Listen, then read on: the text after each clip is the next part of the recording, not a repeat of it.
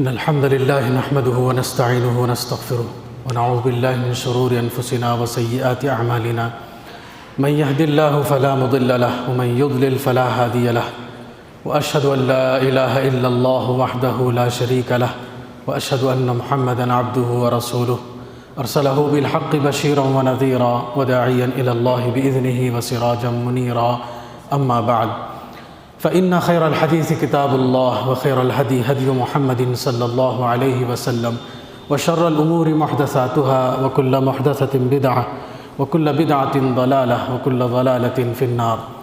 أعوذ بالله السميع العليم من الشيطان الرجيم من همزه ونفخه ونفثه. بسم الله الرحمن الرحيم.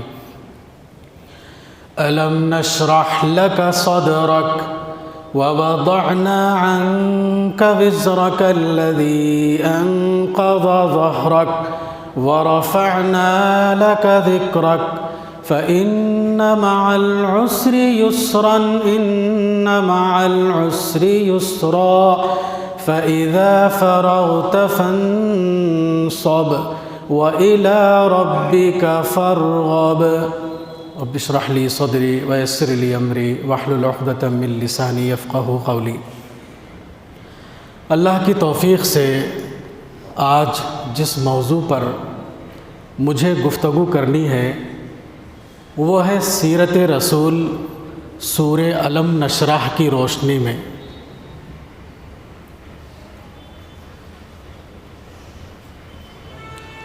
سورۃ الانشراح پر گفتگو کرنے سے پہلے تمہیدی طور پر کچھ باتیں ہمیں سمجھنا بہت ضروری ہے. وہ یہ کہ جتنے بھی انبیاء اس دنیا میں آئے تاریخی اعتبار سے اگر ہم دیکھیں تو کسی کا ریکارڈ موجود نہیں ہے ہسٹری میں.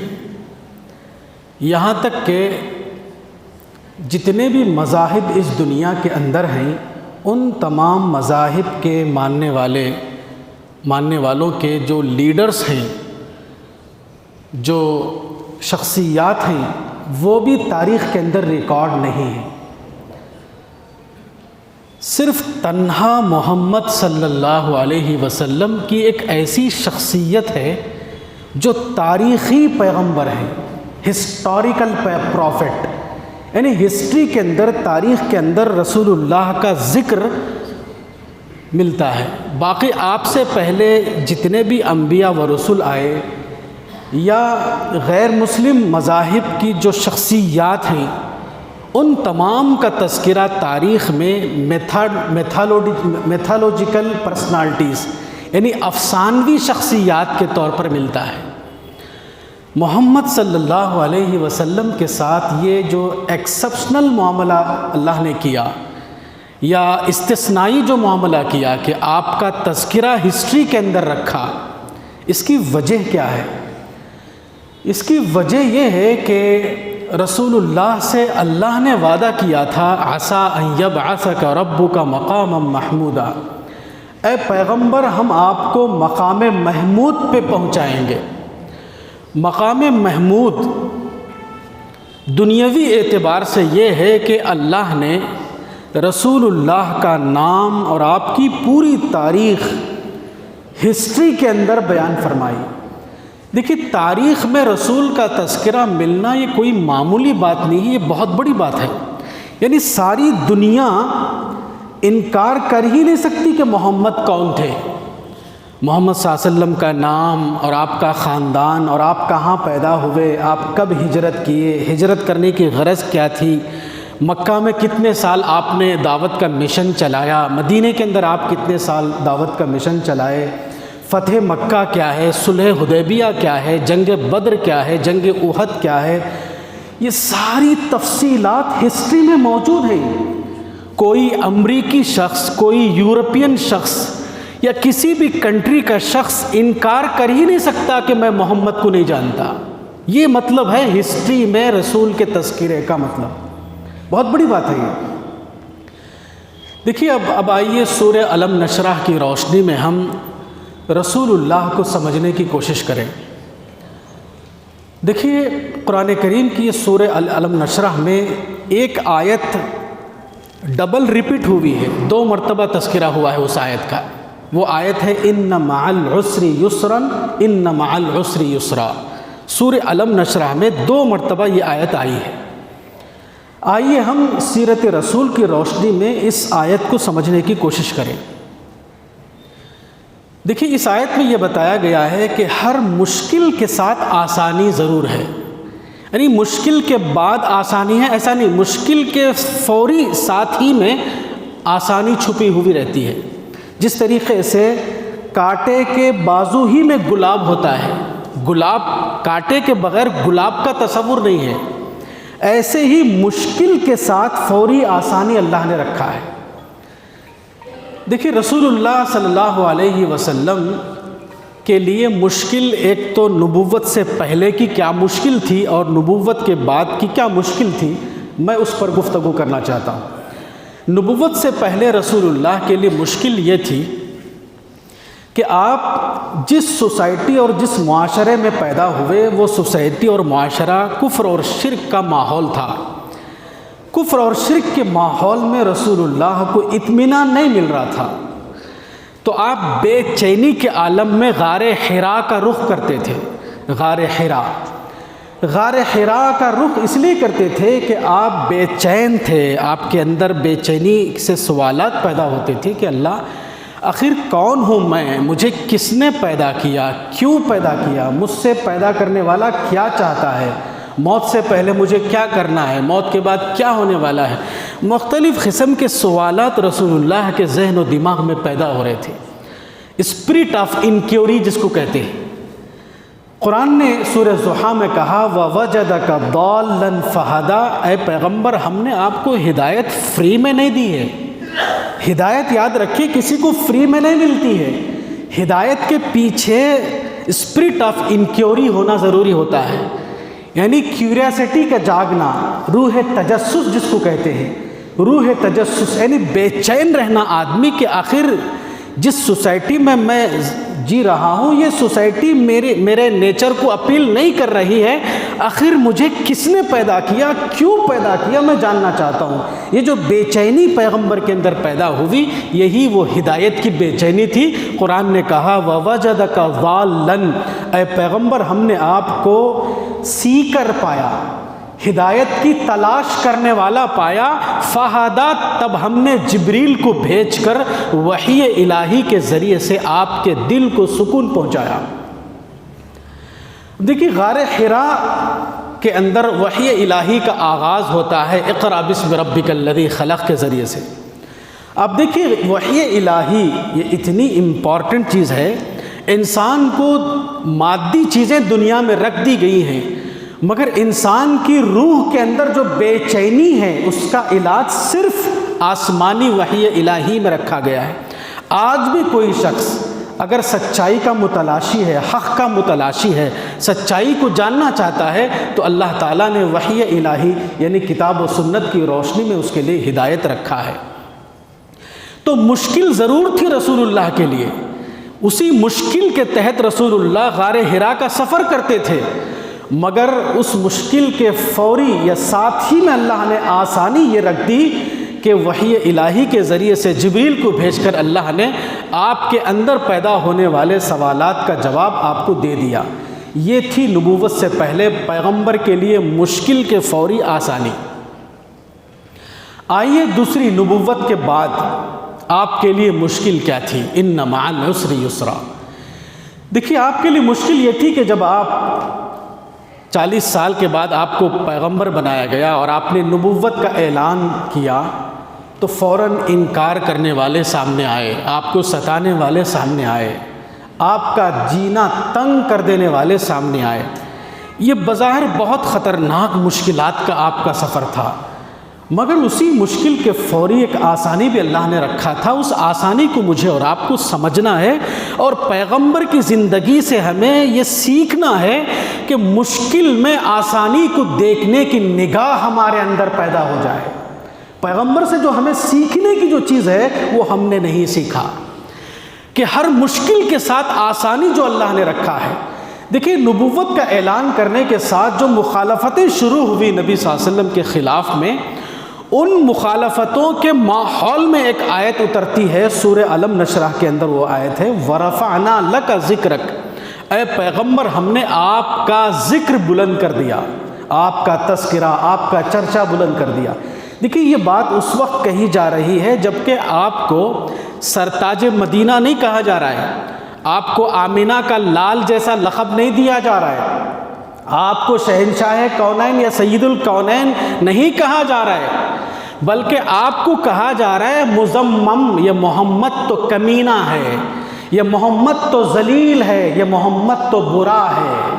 نام تو محمد ہے قابل تعریف جو اللہ نے رکھا، مگر لوگ جو آپ کے ساتھ برتاؤ کر رہے ہیں وہ مذمم کہہ کر، برا کہہ کر، بد کہہ کر، بدترین کہہ کر، اور ساحر کہہ کر، مجنون کہہ کر، پاگل کہہ کر، جادوگر کہہ کر، نہ جانے کیا کیا برے الفاظ تھے، وہ سارے الفاظ آپ کو دیے جا رہے ہیں، مگر اللہ کہہ رہا ہے اے پیغمبر ہم نے تو آپ کا تذکرہ بلند کر دیا۔ عجیب بات ہے، کنٹراڈکشن ہے، بالکل تضاد کی بات ہے، بدنامی ہو رہی ہے عرب میں، حجاز میں، اور اللہ کہہ رہا ہے یہ بدنامی نہیں ہے، یہ تو تذکرہ بلند ہو رہا ہے۔ وہ کیسے؟ دیکھیے جب بدنامی ہوتی ہے تو انسان کے اندر کیوریاسٹی جاگتی ہے، انسان نارمل حالات میں بڑی باتوں کو سمجھ نہیں پاتا ہے، جب بیمار ہو جاتا ہے، پریشان ہو جاتا ہے، پرابلم ہو جاتا ہے، بزنس کا دھکا لگتا ہے، جسمانی اعتبار سے بیماری اس کو ہلا دیتی ہے، تو تب کرونا جیسی بیماریاں آتی ہیں تو انسان کی کیوریاسٹی جاگتی ہے، جو وہ سویا ہوا رہتا ہے اس کی روح، اس کی روحانی شخصیت سوئی ہوئی رہتی ہے۔ جب کوئی نیگیٹو نیوز یا منفی پروپیگنڈا ہونے لگتا ہے تو آدمی کے اندر روح تجسس بیدار ہوتی ہے، اسپرٹ آف انکوائری جاگتی ہے، آخر جس محمد کے خلاف لوگ اتنا پروپیگنڈا کر رہے ہیں، اتنا خلاف بول رہے ہیں، آخر وہ محمد کون ہے، آخر اس محمد کا پیغام کیا ہے، جا کر تو ملے۔ انسان کے اندر کی روح بیدار ہوتی ہے اور وہ نیگیٹو نیوز سے بہت زیادہ متاثر ہوتا ہے۔ یہی وجہ ہے، دیکھیے آپ میڈیا اگر پازیٹو نیوز اگر پھیلائے تو وہ پھیلتی نہیں ہے، اس کا چرچا اتنا زیادہ نہیں ہوتا ہے جتنا نیگیٹو نیوز کا ہوتا ہے۔ انسان کی یہ سائیکالوجی ہے کہ جو بھی نیگیٹو نیوز ہوتی ہے اس کو وہ بہت زیادہ توجہ سے سنتا ہے اور پھیلاتا ہے، خوب پھیلاتا ہے۔ تو رسول اللہ جو پیغمبر بن کے آئے، آپ کے پیغام کو پہنچانے کے لیے ضروری تھا کہ آپ کا چرچا پھیلے، آپ کا چرچا پھیلے۔ آپ کے پاس لاؤڈ اسپیکر نہیں تھا، آپ کے پاس کوئی اسٹیج نہیں تھا، آپ کسی کے ذریعے سے اعلان کروا بھی نہیں سکتے تھے، یعنی جو میڈیا کے تھرو جو چیز پھیلتی ہے وہ ذرائع آپ کے پاس نہیں تھے، فری میں آپ کا چرچا ہونے لگا، بدنامی کی شکل میں ضرور، مگر بدنامی کی شکل میں ہونے کے بعد لوگوں کے اندر جو کیوریاسٹی جاگی، لوگ آنے لگے، سفر کرنے لگے مکہ، لوگ آ کے رسول اللہ سے ملنے لگے۔ حد یہ تھی کہ مکے میں جو بھی داخل ہوتا، مشرکین مکہ کہتے کہ دیکھو کسی سے بھی ملو مکے کے اندر مگر محمد سے نہیں ملنا، اس لیے کہ جو بھی اس سے ملیں گے وہ جادو کر دے گا، قرآن پڑھ کے سنا کے جادو کر دے گا اور اس کا اثر تم پہ ہو جائے گا اور تم گمراہ ہو جاؤ گے۔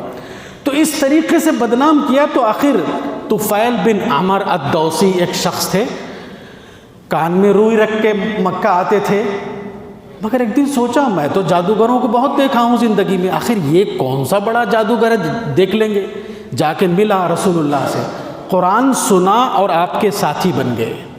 اسی طریقے سے سمامہ بن اسال بڑا بدترین شخص تھا، کئی مسلمانوں کو قتل کر ڈالا تھا اس نے، تو رسول اللہ صلی اللہ علیہ وسلم سے ملاقات ہوئی تو چہرہ دیکھنا پسند نہیں تھا۔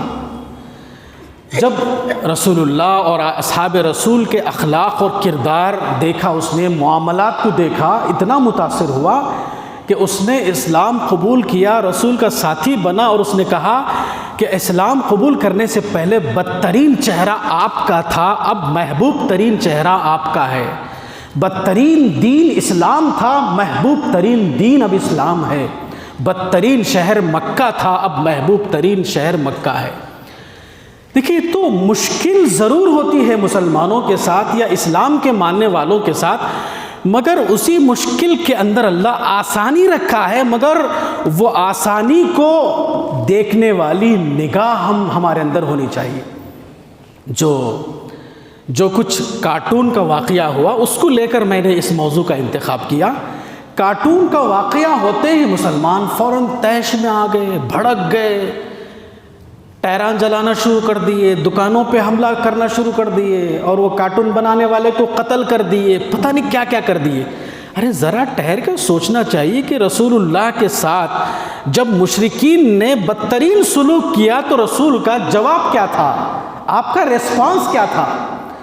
رسول اللہ صلی اللہ علیہ وسلم کے ساتھ برا سلوک کیا گیا، مذمم کہا گیا، مجنون اور ساحر اور جادوگر کہا گیا، تو رسول اللہ نے کیسا ریسپانس دیا ان کے ساتھ؟ آپ کچھ بھی نیگیٹو ریاکشن میں نہیں آئے۔ آپ نے جو برتاؤ کیا وہ برتاؤ کیسے تھا؟ دیکھیے، رسول اللہ جب گزرتے تھے تو آپ کے اوپر مٹی ڈالا جاتا تھا، آپ کے اوپر کچرا ڈالا جاتا تھا۔ کچرا ڈالنا یہ جو ذلت ہے، کارٹون بنانے سے بھی بڑی ذلت ہے، گالی دینے سے بھی برا ہے، مگر رسول کا ایکشن دیکھیے اس پر کہ جب وہ کچرا ڈالنے والی بیمار ہوتی ہے، ایک دن کچرا ڈالنے والی دکھائی نہیں دیتی، رسول اللہ اس کے گھر جاتے ہیں، پتہ چلتا ہے کہ وہ بیمار ہے، اس کی عیادت کرتے ہیں۔ یہ ہے رسول کا اسوہ۔ دنیا ہم سے یہ دیکھنا چاہتی ہے، بھائی وہ کچھ بھی کر رہا ہے، کارٹون بناتا ہے یا کچھ بھی بولتا ہے تو نادانی ہے اس کی، وہ اس نے سمجھا نہیں ہے پروفٹ کو، اس نے قرآن پڑھا نہیں، اس نے سیرت کو پڑھا نہیں۔ یہی تو موقع ہے سیرت کی کتابوں کو بانٹنے کا، یہی تو موقع ہے سیرت کے موضوع پر پرچوں کو تقسیم کرنے کا، یہی تو موقع ہے انٹریکشن کا، یہی تو، کیونکہ ساری دنیا کے کان کھڑے تھے اس واقعے کے بعد، ساری دنیا کے کان کھڑے تھے، ٹی وی پر نظر تھی لوگوں کی، لوگ دیکھنا چاہتے تھے کہ محمد کے قسم پر کارٹون بنایا گیا، اب مسلمانوں کا ریاکشن کیا ہوگا؟ مسلمانوں کا اگر ریاکشن پازیٹیو ہوتا، مسلمانوں کا ریاکشن ہمدردی اور خیرخواہی کے انداز میں پروفٹ کی سیرت کو سمجھاتے، مسلمانوں کا ریاکشن یہ ہوتا کہ سیرت کی کتابیں اور سیرت کا لٹریچر فری میں تقسیم کرتے، کتنا اچھا امیج جاتا، کتنا اچھا اثر پڑتا۔ جس کے دل میں اسلام کو لے کر، پروفٹ کو لے کر نفرت اور دشمنی ہوتی، وہ بھی نکل جاتی، مگر ہم نے اس چانس اور اس موقع کو گنوا دیا اور لوگوں کو یہ امیج دیا، برا ریاکشن پیش کر کے یہ امیج دیا کہ لوگ یہ سوچنے پر مجبور ہوئے یہ مسلمان اتنے بدمعاش ہیں تو ان کا پیغمبر کیسا رہے گا، یہ امیج دیا ہم نے۔ یہ تو موقع تھا ہمارے لیے بہترین طریقے سے اسلام کا تعارف کروانے اور رسول کا تعارف کروانے کا۔ یہودی کا بچہ بیمار ہوا، دیکھیے مدینے کے یہودیوں کا معاملہ آج کے یہودیوں کا معاملہ بالکل ڈیفرنٹ ہے۔ مدینے کے جو یہودی تھے وہ بہت زیادہ ستاتے تھے رسول اللہ کو، اور جو لعنتیں کی گئی وہ مدینے کے یہودیوں پر ہے۔ تو مدینے کے یہودی کا ایک بچہ بیمار ہوتا ہے تو رسول اللہ اس کی عیادت کے لیے تشریف لے جاتے۔ آپ سوچئے، رسول کی سوچ کو اپنائیے، رسول سے لینے کی چیز کو ہم نے نہیں لیا، میٹھا میٹھا ہپ ہپ کڑوا کڑوا تھو تھو، یعنی میٹھی ہلکی پھلکی سنتیں لے لیا ہم نے۔ رسول کو حلوہ پسند تھا، رسول کو میٹھا پسند تھا، رسول کو وہ چیز پسند تھا۔ ارے یہ تو رسول کے مقام کو گرانے کی بات تھی کہ کھانے کی چیزیں پسند تھی، پہننے کی چیزیں پسند تھی۔ ارے رسول سے لینے کی چیز تو یہ ہے کہ یہودی شخص کا بیٹا بیمار ہوتا ہے، رسول اللہ نفرتوں کو کچل کر بالکل خیر خواہی کی سوچ لے کر اس کے گھر عیادت کے لیے تشریف لے جاتے ہیں۔ رسول کا معاملہ آپ دیکھیے کہ یہودی کا جنازہ جا رہا تھا تو رسول اللہ اس کے ریسپیکٹ میں کھڑے ہو گئے، تو ایک شخص نے کہا وہ تو یہودی ہے، رسول اللہ نے کہا الیست نفسن، کیا وہ انسان نہیں ہے؟ تم لوگ یہودی کی نگاہ سے اس کو دیکھ رہے ہو اور میں انسان کی نگاہ سے دیکھ رہا ہوں۔ یہ انسان کی نگاہ سے دیکھنا، یہ نگاہ پیدا کیجئے، یہی سیکھنے کی چیز ہے رسول سے۔ اور آگے بڑھیے آپ، عبداللہ بن ابی کو کون نہیں جانتا، منافقین کا سردار، کیا کیا نہیں کیا رسول اللہ کے ساتھ اس نے۔ حد یہ ہے کہ رسول کے گھرانے کو بدنام ایسا کیا کہ روڈ پہ لا لیا، رسول کے خاندان کو، رسول کے نام کو اور آپ کے گھر والوں کو روڈ پہ لا لیا، اس قدر بدنام کیا اس نے۔ جب عبداللہ بن ابی کے قتل کی بات کی گئی، رسول اللہ نے کہا نہیں، میں قتل کی اجازت نہیں دے سکتا، اگر میں قتل کی اجازت دے دوں تو لوگ کہیں گے کہ ان محمدً یقتل اصحابہ، یہ کیسے محمد ہیں جو اپنے ہی ساتھیوں کو قتل کر ڈالتے ہیں۔ کیا مطلب اس کا؟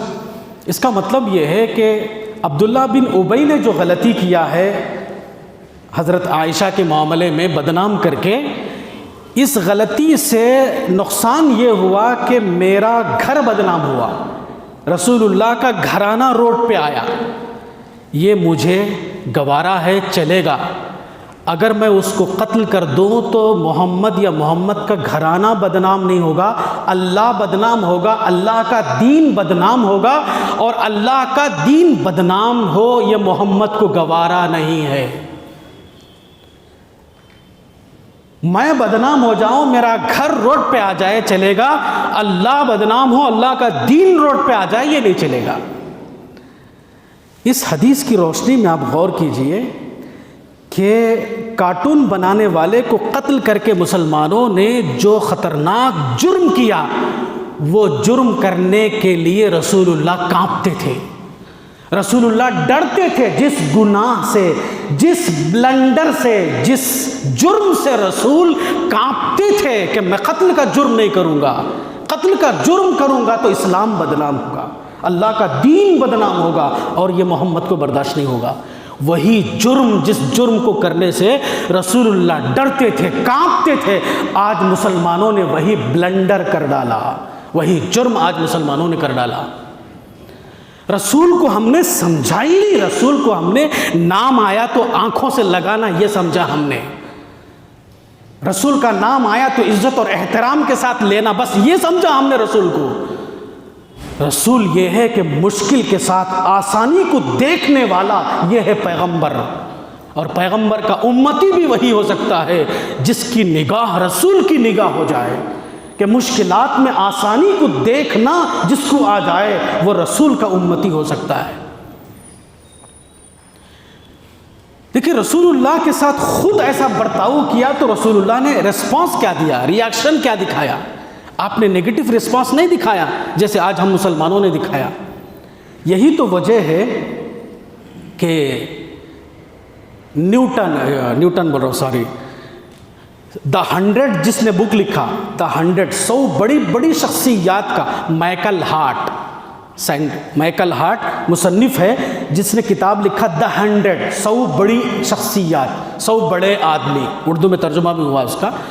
تو بڑی بڑی شخصیات کو اس نے پڑھا، نمبر 1 پہ اس نے محمد صلی اللہ علیہ وسلم کا نام رکھا، جبکہ وہ ہے کرسچین۔ دوسرے نمبر پہ نیوٹن کا نام رکھا، اور تیسرے نمبر پہ جیسس کا نام رکھا۔ اس کی امانت داری دیکھیے آپ، پہلے نمبر پہ کیوں رکھا اس نے محمد صلی اللہ علیہ وسلم کا نام؟ وہ یہ کہتا ہے کہ یہ پروفٹ ایک ایسی شخصیت ہے کہ 23 سال کے عرصے میں، کم مدت میں جو ان کو کامیابی ملی، جو انقلاب برپا کر دیا عرب کے اندر، اس کے پیچھے ریزن یہ ہے کہ یہ پیغمبر کی جو نگاہ تھی، بہت اونچی نگاہ تھی، وہ یہ کہ وقتیہ مشکل حالات سے گھبراتے نہیں تھے، پریشان نہیں ہوتے تھے۔ ان مشکل حالات کے پیچھے، ان کانٹوں کے پیچھے جو گلاب چھپا ہے، جو آسانی چھپی ہے، اس کو یہ دیکھتے تھے۔ ان مع العسر یسرا، ہر مشکل کے ساتھ جو اللہ نے آسانی رکھا ہے، یہ نگاہ تھی پیغمبر کی، کہ ہر ناکامی کے پیچھے کامیابی کو نچوڑتے تھے آپ، ہر منفی واقعے سے مثبت کامیابی کو آپ نچوڑ لیتے تھے، یہ آپ کی کامیابی کا راز تھا۔ کلیٹ ایک مستشرق گزرا ہے، مستشرق اورینٹلسٹ، وہ اسلام کو یا سیرت کو پڑھتا ہے تو نیگیٹو مائنڈ سیٹ سے پڑھتا ہے، غلطیاں نکالنے کے ارادے سے پڑھتا ہے، مگر جب اس نے سیرت رسول پڑھا ششدر رہ گیا، کہا کہ یہ پیغمبر بہت عجیب ہے، ہسٹری میں ایسا شخص نہیں گزرا ہے کہ جہاں مشکلات ہوتی وہاں آسانی کو یہ تلاش کر لیتا ہے، اور وقتیہ حالات سے گھبراتا نہیں ہے، فیوچر کے اندر جو کامیابی اللہ نے رکھا ہے اس کو یہ نچوڑ لیتا ہے۔ یہ کامیابی کا راز ہے کہ زندگی میں آنے والے مشکلات سے یہ پریشان نہیں ہوتا، اس کو چیلنجز سمجھ کر اس کا سامنا کرتا ہے، اور سامنا کر کے ان چیلنجز کا مقابلہ کرتا ہے، اور ناکامی سے کامیابی کو نچوڑ لیتا ہے۔ تو بہت ساری سیکولر شخصیات نے پروفٹ محمد صلی اللہ علیہ وسلم کا اعتراف کیا ہے، تو مجھے اور آپ کو سمجھنا ہے کہ رسول کی شخصیت کیا ہے۔ میں آپ کو سناؤں، حیران رہ جائیں گے آپ۔ سہیل بن عمرو، آگے چل کے وہ صحابی بنتے ہیں۔ سہیل بن عمرو ایک ایسا شخص تھا جو مکے کے اندر رسول اللہ کو گالی دینا اشعار کے ذریعے سے، عربی زبردست جانتا تھا، وہ اشعار کے اندر رسول اللہ کو گالی دیتا تھا۔ بدر کے قیدیوں میں سے وہ آ گیا۔ حضرت عمر آئے اور کہا کہ اے اللہ کے پیغمبر، آپ اجازت دیجیے، اس کے سامنے کے دانت توڑ دوں گا، اس کے بعد ہوگا کہ اس کی زبان لٹک جائے گی اور آپ کو گالی نہیں دے سکے گا، آپ کو برا بھلا نہیں بول سکے گا۔ پتہ ہے رسول اللہ نے کیا فرمایا حضرت عمر سے؟ رسول کو ہم نے نہیں سمجھا، یہ تو اللہ کو نہیں پہچانا، دوسرا ہم نے رسول کو بھی نہیں پہچانا۔ رسول اللہ نے کہا اے عمر، اگر میں اس کے سامنے کے دانت توڑ دوں گا، اللہ میرے دانت توڑ دے گا، حالانکہ میں اللہ کا رسول ہوں۔ اے عمر، تھوڑا انتظار کرو، تھوڑا صبر کرو، ایک ایسا وقت آئے گا کہ سہیل اس مقام پہ پہنچ جائیں گے تو ان کو برا نہیں کہا جا سکتا۔ اللہ اکبر۔ دیکھیے پیغمبر کی نگاہ، دیکھیے آپ، مستقبل پہ نگاہ، فیوچر پہ نگاہ، وقتیہ حالات سے گھبراتے نہیں، انتظار۔ افضل عبادت، حدیثوں میں کہا گیا افضل عبادت انتظار ہے، افضل عبادت، افضل ترین عبادت اسلام میں انتظار ہے، صبر ہے، پہلے بھی صبر، درمیان میں بھی صبر، آخر میں بھی صبر۔ وَاعْبُدْ رَبَّكَ حَتَّى يَأْتِيَكَ الْيَقِينُ، اللہ کی عبادت کرو موت آنے تک، بولتے نا، ویسے ہی صبر کرو موت تک۔ انتظار کرنا، صبر کرنا افضل ترین عبادت کہا گیا۔ اب آپ دیکھیے اس کے بعد سہیل کو چھوڑ دیا جاتا ہے، بدر کے قیدیوں کو جب آزاد کیا جاتا ہے تو یہ کیا کرتے ہیں؟ سہیل مسلمانوں کے خلاف غیر مسلمین کو بھڑکا کر احد کی جنگ میں لانے والے جو سبب بنتے ہیں، یہ سہیل بنتے ہیں، جن کو چھوڑ دیا گیا تھا۔ بدر احد کی جنگ ہوتی ہے اور اعلان کرتے ہیں ابو سفیان پہاڑ پہ کھڑے ہو کر کہ یہ بدر کا بدلہ ہے، تم نے ہمارے 70 کو اڑایا تھا، ہم نے تمہارے 70 کو اڑایا ہے، یہ بدلہ ہے بدر کا۔ اس کے بعد صلح حدیبیہ ہوتی ہے۔ صلح حدیبیہ یہ پیس کا اگریمنٹ تھا، امن کا اگریمنٹ تھا۔ رسول اللہ نے یہ سوچا جنگ سے مسئلہ حل ہونے والا نہیں ہے، لڑائی سے کبھی بھی مسئلے حل نہیں ہوتے ہیں، مسئلے اور بگڑتے ہیں، غصہ دکھانے سے، ریاکشن سے اور انتقام سے جھگڑے ختم نہیں ہوتے ہیں، جھگڑے اور بڑھتے ہیں۔ اس لیے رسول اللہ نے دوسرا آپشن یہ لیا کہ اب مسلمانوں اور غیر مسلموں کے بیچ امن کا معاہدہ ہونا چاہیے، وہی ہے صلح حدیبیہ۔ صلح حدیبیہ کے اندر آپ دیکھیے مشرکین کی طرف سے، آپ جانتے ہیں کہ 1400 صحابہ کو لے کر مدینے سے رسول اللہ عمرے کے ارادے سے نکلے تھے، مکے کے بارڈر پہ روک دیا گیا، حدیبیہ جو ولیج ہے، گاؤں ہے، وہاں رک گئے، کئی ہفتے رکے رہے، مسلمانوں اور غیر مسلمین کے بیچ امن کی بات ہوتی رہی۔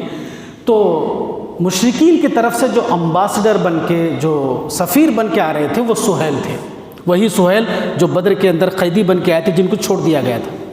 سہیل جب آ رہے ہیں تو رسول اللہ کہہ رہے ہیں صحابہ سے، سہیل آ رہے ہیں، اللہ آسانی پیدا کر دے گا۔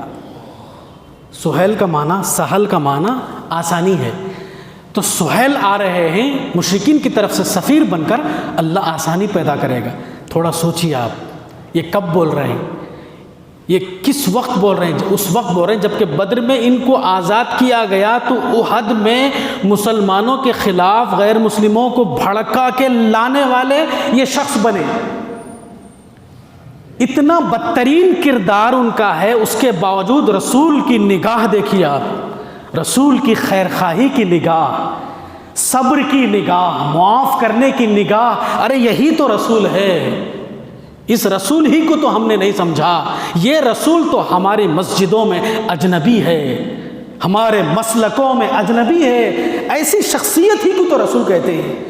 کیسا بدترین کردار ان کا، مگر رسول پازیٹیو تھنک کرتے، آ رہے ہیں تو بول رہے ہیں کہ سہیل آ رہے ہیں، اللہ آسانی پیدا کرے گا۔ چلو آسانی پیدا کرتے ہیں کہ آنے کے بعد اگریمنٹ جب لکھا جاتا ہے، بسم اللہ الرحمن الرحیم لکھا جاتا ہے، وہیں اعتراض شروع۔ کہا یہ اللہ رحمان الرحیم مٹا دو، یہ اللہ تمہارا ہے۔ اس کے بعد لکھا جاتا ہے یہ محمد رسول اللہ کی طرف سے یہ صلح نامہ اگریمنٹ لکھا جا رہا ہے، فوراً انگلی رکھتے ہیں، کہتے ہیں محمد بن عبداللہ لکھو یا محمد رسول اللہ مٹا دو۔ رسول اللہ کو اگر رسول اللہ مانے ہوتے پھر یہ جھگڑا ہی نہیں ہوتا۔ اب یہاں معاملہ بہت سنگین ہوتا ہے، سارے صحابہ غصے میں ہیں، سارے صحابہ برداشت سے باہر ہیں، اس لیے کہ رسول کی پہچان تو رسول اللہ کی وجہ سے ہے۔ اگر وہی اسٹیٹس نکال دیا جائے تو پھر محمد بن عبداللہ ایک عام انسان ہو جائیں گے۔ یہاں وقار کی قربانی کا مسئلہ تھا، تنہا اللہ کے رسول اکیلے یہاں تیار ہیں مٹانے کے لیے، باقی کوئی صحابی تیار نہیں ہے۔ ابو بکر خاموش ہیں، باقی عمر، علی، دوسرے جتنے بھی صحابہ ہیں جھگڑ رہے ہیں اللہ کے نبی کیا ہم حق پر نہیں ہیں، کیا آپ سچے پیغمبر نہیں ہیں، اگر رسول اللہ مٹا دیں گے تو ہم ہار جائیں گے، وہ جیت جائیں گے، ہماری شکست ہوگی۔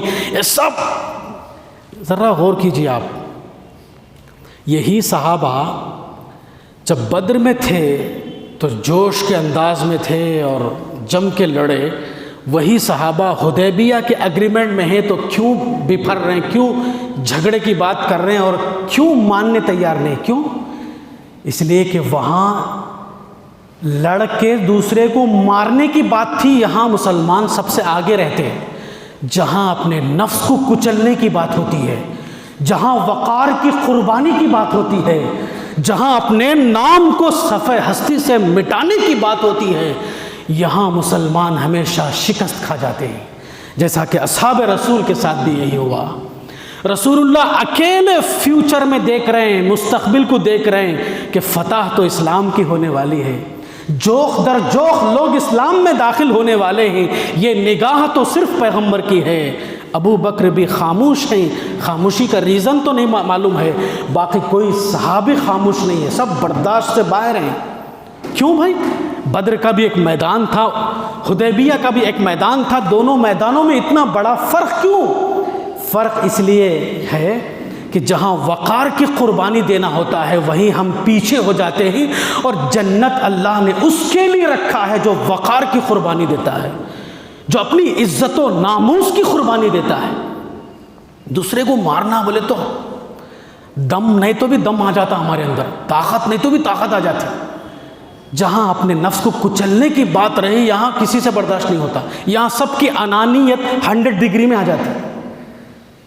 اصل قربانی تو وقار کی قربانی تھی، اور اللہ اتنا خوش ہوا۔ حضرت عمر عہد نامہ ہو گیا، واپس ہو رہے ہیں، لڑ رہے تھے حضرت عمر، آپ کے اب سچے پیغمبر نہیں ہے کیا؟ یہ تو شکست ہے، ہم ہار گئے، فلاں فلاں۔ اتنے میں جبریل قرآن کی آیت لے کے اتر گئے، انا فتحنا لک فتحا مبینا، اے پیغمبر ہم نے تو آپ کو بہت بڑی فتح دے دی، اور آپ نے تو اپنے اسٹیٹس کو کچل دیا، اپنی شناخت آئیڈینٹی کو مٹا دیا۔ اللہ اتنا خوش ہوا آپ سے، لیغفر لک اللہ ما تقدم من ذنبک وما تأخر، اللہ آپ کے اگلے اور پچھلے گناہوں کی معافی کا اعلان کر دیا۔ آپ دیکھیے اب تک صرف 1700 صحابہ اسلام قبول کیے تھے، وہ بھی عرصہ 6 سال کا عرصہ تھا، 6 سال کے عرصے میں صرف 1700 مسلمان ہوئے تھے۔ اس کے صرف 2 سال کے بعد مکہ فتح ہوا، 10,000 مسلمان ہو گئے فتح مکہ کے۔ اس کے بعد صرف 2 سال کے اندر حجۃ الوداع ہوا، 1.5 لاکھ اسلام قبول کر لیے۔ یہ امن کے معاہدے کی برکت ہے۔ کسی سے بھی آپ جھگڑا ہے فوراً پیٹ میں منڈی ڈال کے معافی مانگ لیجئے، مسئلے کو حل کر لیجئے، مسئلے کو ختم کر دیجئے، انتقام کی آگ کو جگہ نہ دیجئے۔ اس لیے کہ مسئلے جب انتقام کی شکل اختیار کرتے ہیں تو وہ ختم نہیں ہوتے، تو لڑائی کا ماحول تھا، اسی لیے 6 سال کے عرصے میں اسلام قبول کرنے والوں کی تعداد صرف 1700 تھی۔ کیوں؟ مسلمان اور غیر مسلم کا سامنا صرف جنگ میں ہوتا تھا، اس لیے قبول اسلام کی تعداد کم تھی، مگر جب سامنا عام ہو گیا تو فائدہ یہ ہوا کہ 2 سال کے عرصے میں 1700 سے 10,000 ہو گئے، اس کے بعد کے 2 سال میں 1.5 لاکھ ہو گئے۔ تو ہمیشہ پیس اور امن کا مزاج، خیر خواہی کی سوچ، معاف کرنے کا مزاج اپنے اندر پیدا کیجئے، اس کی برکتیں ہی برکتیں ہیں۔ تو بہرحال رسول اللہ نے سہیل کے ساتھ یہ معاملہ کیا کہ آسانی ان کے لیے سلسلے میں سوچا۔ حدیبیہ کے اگریمنٹ کے بعد مکہ فتح ہوا، تب بھی سہیل اسلام قبول نہیں کیے، اور رسول اللہ یہ بولے صحابہ سے، دیکھو سہیل دکھیں گے تم کو، غصے کی آگ بھڑکے گی تمہارے اندر، دانت چبا کے گھور کے ان کو نہیں دیکھنا۔ اللہ اکبر، دانت چبا کے گھور کے نہیں دیکھنا۔ کیوں؟ ان کا بیک گراؤنڈ بہت خراب ہے نا، غصہ آئے گا تمہیں، دانت چبا کے گھور کے نہیں دیکھنا۔ میں نہیں سمجھتا کہ سہیل اسلام کو نہیں سمجھے ہیں، وہ سمجھے ہیں، مگر وقت کا انتظار کیجئے۔ ہر وقت پہ ہر کام نہیں ہوتا، ہر کام کے لیے ایک وقت ہوتا ہے، انتظار کیجئے۔ مکہ فتح ہوا، اس کے بعد حوازن کی جنگ ہوئی، اس کے اندر 200 سرخ اونٹ مسلمانوں کو ملے۔ 200 سرخ اونٹ سہیل کو رسول اللہ نے دیا گفٹ میں، ابھی ایمان نہیں لائے، مشرک ہیں، 200 سرخ اونٹ ہم رسول اللہ نے دیا۔ زکوٰۃ کے 8 مصرف میں سے ایک مصرف ہے المؤلفۃ قلوبہم، وہ مصرف غیر مسلموں پر خرچ کرنے کا ہے، نو مسلموں پر خرچ کرنے کا ہے۔ دعوت کا مزاج چونکہ مسلمانوں میں نہیں ہے، دعوت کا کام کرنے کا یہ نہیں ہے، اس لیے اس کو ڈیلیٹ کر کے چھوڑ دیے۔ مؤلفۃ قلوب، تالیف قلب، 8 مصرف میں سے یہ ایک مصرف ہے باقاعدہ، زکوٰۃ کا پیسہ غیر مسلموں پر خرچ کرنا، دعوت کے کام پر نو مسلمین پر خرچ کرنا۔ رسول اللہ نے 200 لال اونٹ دیے سہیل کو۔ اب یہ تحفہ ملنے کے بعد تو دل تو دل ہی ہے، کبھی نہ کبھی اسے پگھلنا ہے، پگھلنے کے لیے کچھ حالات چاہیے، پگھلنے کے لیے کچھ اس کے اوپر اثرات چاہیے۔ جب نل سے مسلسل گرنے والا پانی کا قطرہ پتھر کے اوپر اپنا نقش چھوڑ سکتا ہے، تو انسان کے کردار اور اخلاق، انسان سخت ترین انسان کے دل پر بھی اپنے نقش کیوں نہیں چھوڑ سکتے؟ بالکل ڈہ گئے سہیل اور کہا اشہد ان لا الہ الا اللہ واشہد ان محمد رسول اللہ۔ اور حالت یہ ہوئی کہ رسول کے انتقال کے بعد لوگ جب اسلام سے پھر رہے تھے، تب ایمان چٹان جیسا بن گیا تھا سہیل کا، اور سہیل چلانے لگے کہ رسول کی وفات تو ہمارے ایمان میں اضافے کا ذریعہ بننا چاہیے، اور تم لوگ ایمان سے ہاتھ دھو رہے ہو۔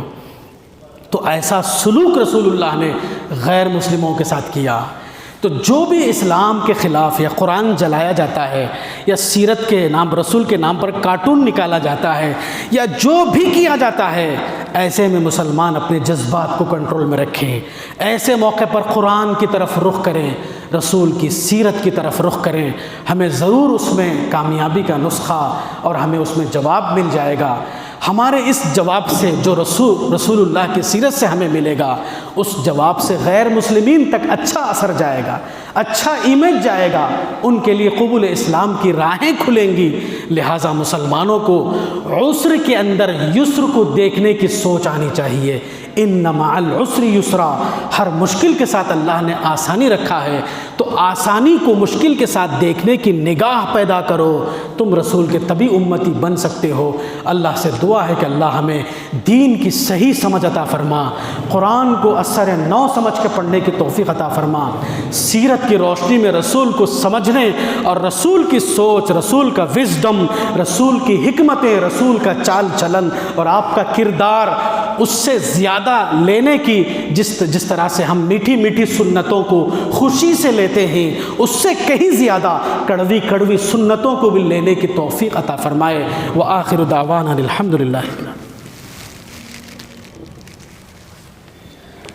ان الحمد لله نحمده ونستعينه ونستغفره ونعوذ بالله من شرور انفسنا وسيئات اعمالنا، من يهد الله فلا مضل له ومن يضلل فلا هادي له، واشهد ان لا اله الا الله وحده لا شريك له، واشهد ان محمدا عبده ورسوله، ما بعد فاعوذ بالله من الشيطان الرجيم۔